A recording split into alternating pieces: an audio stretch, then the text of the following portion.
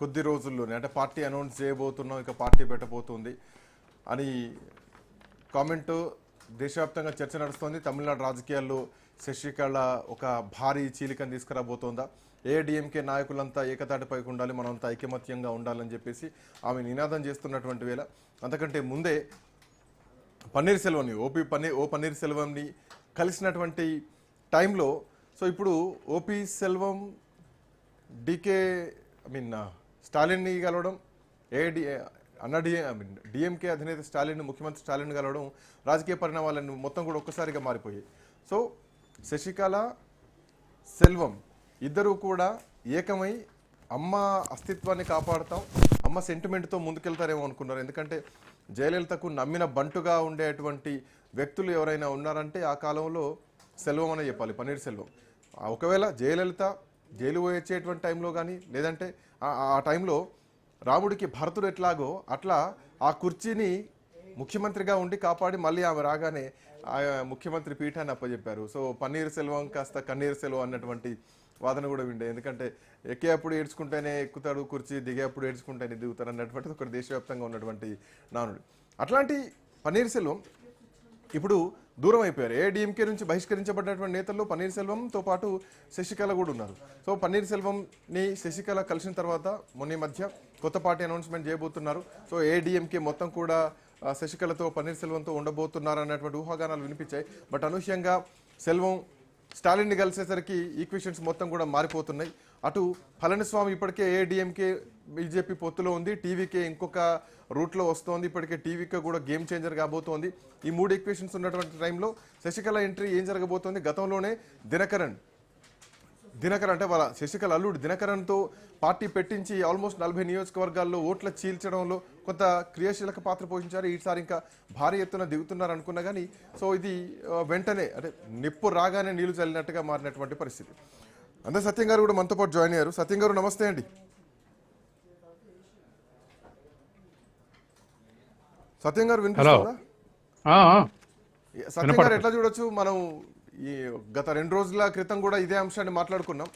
So ఏం జరగబోతోంది? శశికళ క్రియాశీలక పాత్ర పోషించబోతోందా తమిళనాడు రాజకీయాల్లో? ఏఐడిఎంకే మొత్తం కూడా శశికళ వెంట రాబోతోందా అనుకున్నాం.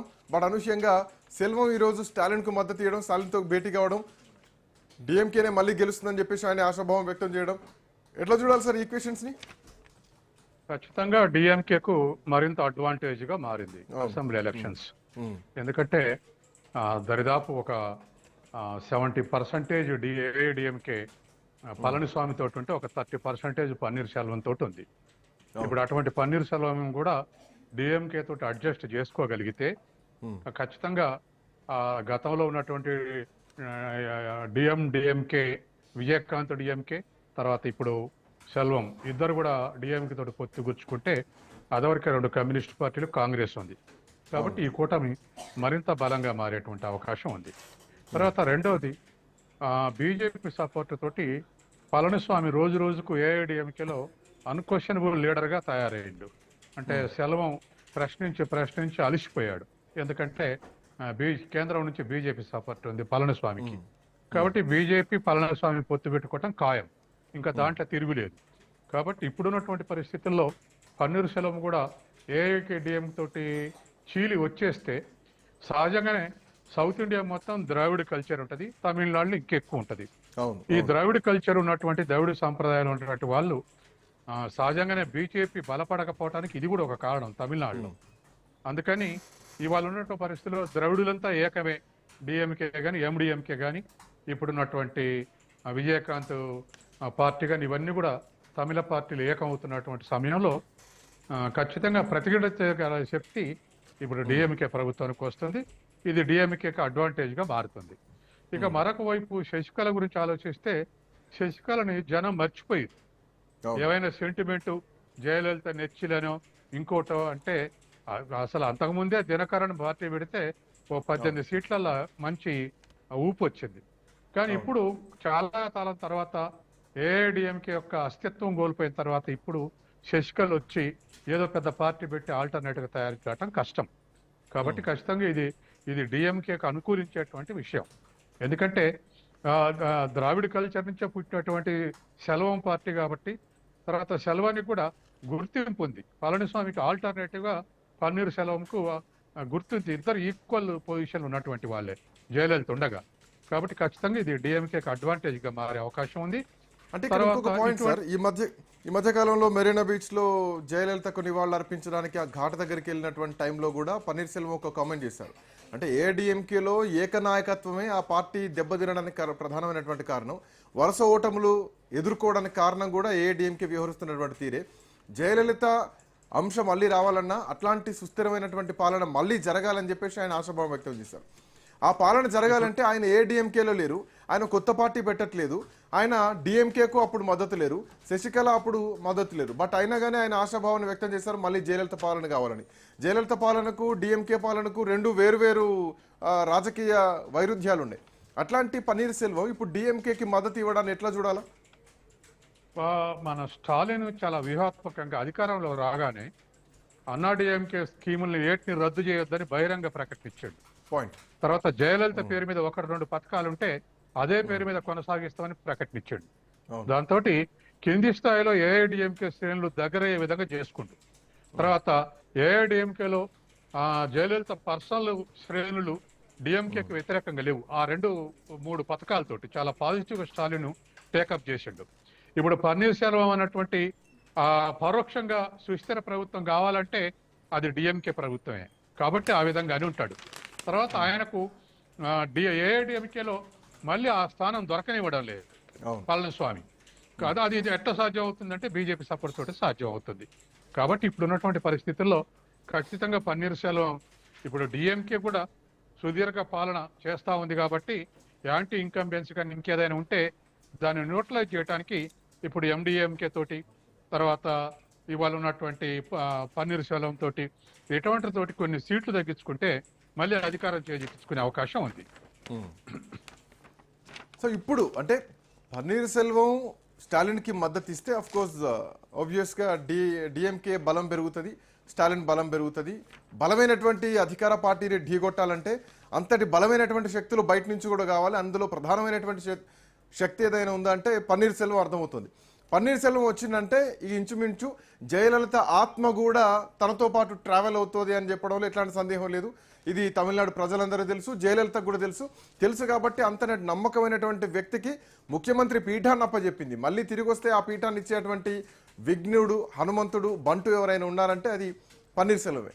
అట్లాంటి పన్నీర్ సెల్వం రేపు పొద్దున డిఎంకేకి వెళ్తే ఏ హామీతో వెళ్తారు అండ్ ప్రజల నుంచి ఎట్లాంటి అక్సెప్టెన్స్ ఉండొచ్చు? రేపు పొద్దున ఏ డిఎంకే ఏమైనా విమర్శించేటువంటి ఛాన్సెస్ ఉంటాయా? ఏ ఒప్పందంతో పోయేటువంటి ఛాన్సెస్ ఉంటాయి? ఇప్పుడు కాంగ్రెస్ పార్లమెంట్ సీట్లకు ప్రాధాన్యత ఇస్తే తప్ప అక్కడ ఉప ముఖ్యమంత్రి పదవి ఇవ్వాలని ఇటువంటి వాటికి డిమాండ్ పెట్టదు. ఉభయ కమ్యూనిస్టులు కూడా ఎమ్మెల్యే సీట్ల కోసం తప్ప ఉప ముఖ్యమంత్రి కాదని అనుకునే లేదు. ఎండిఎంకి కూడా ఉప ముఖ్యమంత్రి అడిగే స్థాయి లేదు. కాబట్టి ఖచ్చితంగా ఇస్తే పన్నీర్ సెల్వంకు ఉప ముఖ్యమంత్రి ఇచ్చే అవకాశం ఉంది. దానికి ఆయన యాక్సెప్ట్ చేసే అవకాశం కూడా ఉంది. ఎందుకంటే ఈ గ్యాప్ ను పూడిచ్చే శక్తి అంటే డిఎంకే ఫ్రంట్ లో ఉప ముఖ్యమంత్రి అడిగే స్థాయి ఏ పార్టీకి లేదు. కాబట్టి ఖచ్చితంగా అది పన్నీర్ సెల్వానికి అడ్వాంటేజ్ అవుతుంది. డిఎంకే కూడా అభ్యంతరం ఉండదు. ఎందుకంటే కేంద్రం నుంచి బీజేపీ ఎటువంటి అటాక్ చూస్తుందో మనం అస్సాంలో చూసుకుంటున్నాం, బెంగాల్ చూసుకుంటున్నాం. కాబట్టి అటువంటి అటాక్స్ ఎస్ఐఆర్ పేరు మీద కానీ లేకపోతే ఇంకా ఇతర ఎన్నికల కమిషన్ ద్వారా కానీ ఈడీ ద్వారా కానీ ఇటువంటి ఎన్నికల ఎలక్షన్స్ ముందులో దరిదాపు హెరాస్మెంట్ గురి చేస్తుంది అనేటువంటి అవగాహన స్టాలిన్కు తెలుసు. కాబట్టి అబ్సల్యూట్ బలంగా ఉంటే అప్పుడు బీజేపీ మిడిలింగ్ అయ్యే శక్తులు లేవు. కేవలం ఒక టీవీకే విజయ్ పోయి కలిస్తే తప్ప ఇంకొక అవకాశం లేదు. తర్వాత విజయ్కి ఓటింగ్ ఎంత మెటీరియలైజ్ అయింది అనేది ఇప్పటికే తెలియదు మనకు. చిరంజీవికి బాగా జనం వచ్చారు కానీ ఆల్టర్నేటివ్ గా తయారు కాలేకపోయాడు. అట్లాగే ఆల్టర్నేటివ్ గా తిరిగాడు మన పవన్ కళ్యాణ్, కానీ చివరికి తెలుగుదేశంతో అడ్జస్ట్ కావాల్సి వచ్చింది. కాబట్టి రేపు టీవీకే కూడా ఆల్టర్నేటివ్ గా సింగిల్ గా అధికారంలోకి వచ్చే స్కోప్ అవ్వట్లేదు. కాబట్టి ఎవరితో పొత్తు పెట్టుకొని ఫస్ట్ స్టెప్ లో 20-25 సీట్లు తీసుకుందాం అనుకున్నప్పుడు ఏ పార్టీతోనే అడ్జస్ట్ అయ్యే అవకాశం ఉంది. కాబట్టి ఆ టీవీకే విజయాన్ని ఇప్పుడే మనం ఈ ఫ్రంట్ లో ఉంటాడు ఆ ఫ్రంట్ లో ఉంటాడని చెప్పలేము. తన ఒక శక్తి కావాలి, ఒక 10 ఏళ్ళైనా ఏం లేదు, ఒంటరిగా పోరాడి ఆల్టర్నేటివ్ గా తయారైదాం అనుకుంటే తను ఒంటరిగా పోటీ చేసే అవకాశం ఉంది. కాదు సస్టైన్ కావాలి పార్టీ ముందనుకుంటే 15-20 సీట్లకైనా దేనికైనా ఒప్పుకునే అవకాశం ఉంది. కాబట్టి తను ఏది బెనిఫిట్ అని భావిస్తాడో మనం ఏది చూడాల్సిన అవసరం ఉంది విజయ్ విషయంలో. సార్ ఇంకొక పాయింట్ ఇక్కడ, అంటే తోడేలు గొర్రెపిల్ల కలిసి సాగు చేస్తే మంచి పంట దిగుబడి వస్తుందా? అది రానటువంటి విషయం. నమ్మకంగా ఉండి నమ్మక ద్రోహం చేసినటువంటి వ్యక్తులు ఎప్పటికైనా రాజద్రోహం చేస్తారు అని చెప్పేసి ఈ మాటలు పళనిస్వామి అన్నారు. అంటే ఇండైరెక్ట్గా పన్నీర్ సెల్వన్ ఉద్దేశించి ఆయన పేరు ప్రస్తావించకుండా పళనిస్వామి చేసినటువంటి కామెంట్. అసలైనటువంటి ఏడీఎంకేలో నేనే ఉన్నా, అసలైన ఏఎండిఎంకే ఇదే అని చెప్పేసి ఆయన అన్నారు. అంటే ఇక్కడ పాయింట్ ఏంటంటే జయలలిత తర్వాత ఏడీఎంకే నుంచి పన్నీర్ సెల్వం వెళ్ళిపోయారు, గెంటివేయబడ్డారు. శశికళ